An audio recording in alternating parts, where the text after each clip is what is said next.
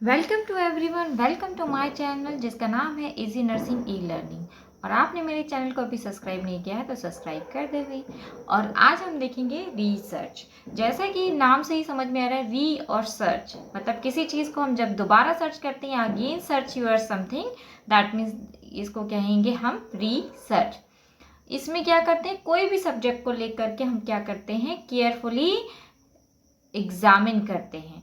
या रिसर्च क्या होता है कि हमारे क्वेश्चन जो होते हैं उसको सिस्टमेटिक आंसर एक प्रॉपरली जब वे में हम ढूंढते हैं या रिफाइन करते हैं अपने नॉलेज को एक सिस्टमेटिक वे में या एक्सपैंड करते हैं, उसे रिसर्च कहते हैं। और ये क्या होती है, हमारी प्रॉब्लम सॉल्विंग एक मेथड होती है जिसे हम क्या कहते हैं, रिसर्च। ओके तो नेक्स्ट देखते हैं डेफिनेशन। डेफिनेशन में रिसर्च का मेन यही है, सिस्टमेटिक इंक्वायरी।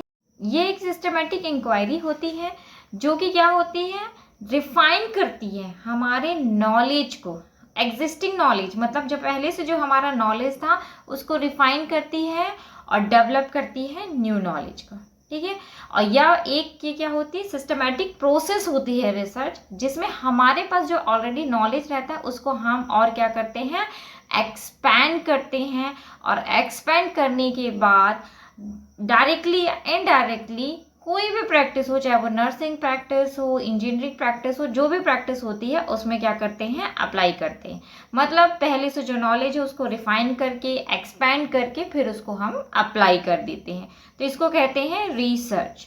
तो रिसर्च में हम मेनली, अब जैसे नर्सिंग रिसर्च करना है तो नर्सिंग रिसर्च मतलब हमारे पास जो ऑलरेडी नॉलेज था, ऑलरेडी हमारे पास जो बेसिक इंफॉर्मेशन थी, उसको हमने क्या किया, उससे रिलेटेड जो इशू हैं उसको सॉल्व करने के लिए हमने रिसर्च करी। और उसके बाद जो न्यू नॉलेज हमने गेन किया है उसे हमने अपने प्रोफेशन में, अपनी प्रैक्टिस में, अपने एजुकेशन, एडमिनिस्ट्रेशन और सभी में क्या कर दिया है, अप्लाई कर दिया है। इसका मैं एक छोटा सा एग्जांपल नर्सिंग रिसर्च का ही देना चाहूँगी कि ऐसा क्या करें कि जो अडल्ट्स हैं मतलब जीरियाट्रिक जो 60 के अबव हैं, वो लोगों से अच्छे रिलेशनशिप, सोशल इंटरेक्शन बनाए, जिससे उनकी ब्रेन क्या हो, ब्रेन में जो प्रॉब्लम हो रही हो या फिर वो डिप्रेशन में जा रहा हो, इन सबको हम कम कर सकते हैं।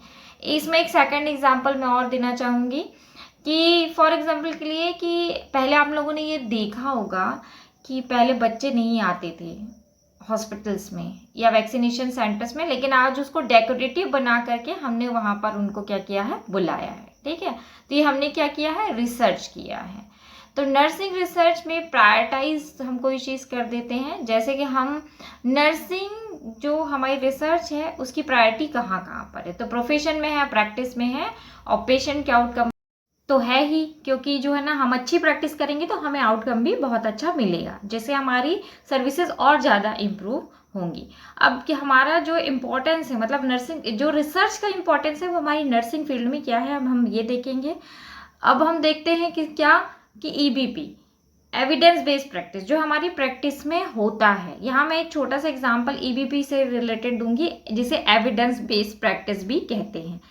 तो अभी वेस्ट ऑफ डिस्पोजल वेस्ट में पहले हम ऐसे ही कलेक्शन में डाल देते थे विदाउट एनी, मतलब जो हमारा कैरी का जो पॉलीथिन होता है वो भी, तो उसके बगैर ही हम डस्टबिन में कचरा को कलेक्ट कर लेते थे। बट अभी वेस्ट को कलेक्ट करने के लिए पहले हम क्या डालते हैं, पॉलीथिन डालते हैं। तो ये कहीं ना कहीं इसका एविडेंस मतलब साइंटिफिक रिसर्च हुई है और कहीं ना कहीं हमारे लिए इशू था, उसके बाद इसमें रिसर्च किया गया, रिसर्च के लिए उसके बाद वो क्या बना, एविडेंस बेस्ड बनने के बाद ही हम उसे यूज़ कर रहे हैं।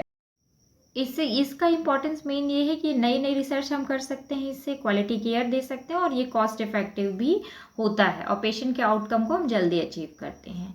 तो क्यों ज़रूरत है इसकी, हम रिसर्च की हमारी फील्ड में क्यों ज़रूरत है, ये हम देखेंगे। वाह, ये जैसे ये क्वेश्चन है, हमने इसका आंसर ढूंढा है, तो this is also a research. तो ये एक डिस्क्रिप्टिव एक्सप्लेनेटरी होता है। डिस्क्रिप्शन का मतलब होता है कि जो हमारी प्रैक्टिस होती है उसमें हम नई नई चीज़ों को डिस्कवर कर रहे हैं, तो वो डिस्क्रिप्शन दे रहे हैं, मतलब कि नया नया हम चीज़ों को खोज रहे हैं। एक्सप्लेनेशन का मतलब यहाँ पर ये होता है कि कुछ भी जो हम कर रहे हैं वो रिफाइन होता है, मतलब पहले के नॉलेज से रिलेटेड होता है और इसका इफेक्टिव आउटकम आता है। मतलब हम जो करते हैं उसका इफेक्टिव आउटकम आता है जो कि मेजरेबल होता है। ठीक है, तो ये हमारे फील्ड को और भी ज़्यादा स्ट्रेंथन करता है और साथ ही साथ उसकी जो इफेक्टिव आउटकम है उसको हम अचीव कर पाते हैं।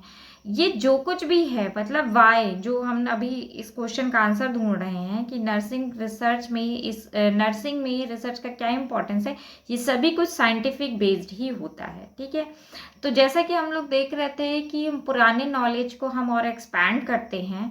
ठीक है, एक्सप्लेनेशन करते हैं। जैसे कि यहाँ पर एक एग्जांपल दिया हुआ है कि बेड सोर जो है ना ओल्ड पेशेंट में ज़्यादा होता है क्योंकि उनकी मोबिलिटी कम होती है। तो ये रिलेट कर रहा है एक दूसरे को, ये भी एक प्रॉब्लम है जिसे हम सॉल्व करने की काफ़ी हद तक हमने इस चीज़ को सॉल्व कर लिया है क्योंकि हमारा इशू था। फिर प्रिडिक्शन, तो प्रिडिक्शन का मतलब हम और क्या हमारा इंटरवेंशन कहाँ कैसा रहा है तो उसके अकॉर्डिंग हमारा आउटकम क्या रहा है। और कंट्रोल, कंट्रोल का इसका मतलब ये है कि हम जो कर रहे हैं, हम जो उस नॉलेज को अप्लाई कर रहे हैं उससे हम किस तरीके के रिजल्ट को जनरेट कर सकते हैं या कितनी जल्दी आउटकम को पा सकते हैं। आई होप ये बहुत ही आपके लिए अंडरस्टैंडेबल रहा होगा और आपको ये कंटेंट पसंद आया हो तो लाइक और फॉलो ज़रूर करें और साथ ही साथ मेरे चैनल को सब्सक्राइब करें। मिलते हैं नेक्स्ट वीडियो में। Bye bye.